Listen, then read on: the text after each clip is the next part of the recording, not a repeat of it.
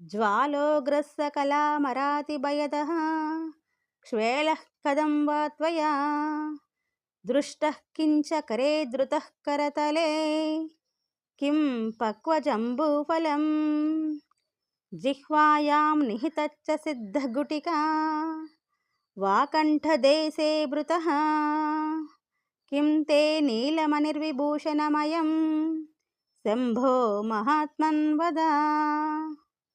తాత్పర్యము: ఓ మహాత్మా, శంభు కాలకూట విషాన్ని చూసి దేవతలందరూ మిక్కిలి భయంతో పరుగులు తీస్తూ ఉన్నారు. అగ్నిహోత్రంలా మండిపోతున్న ఆ విషాన్ని నువ్వు చేతిలో పట్టుకొని ఉండగా చేసి నీ చేతిలోనే ఉంచుకున్నావే, అప్పుడు నీకు అది నేరేడు పండులా అనిపించిందా? ఆ ఉండని నోట్లోనికి వేసుకున్నావే, అప్పుడు నీకు ఆ ఉండే రోగాన్ని నయం చేసే సిద్ధులను ప్రసాదించే ఔషధం అనిపించిందా?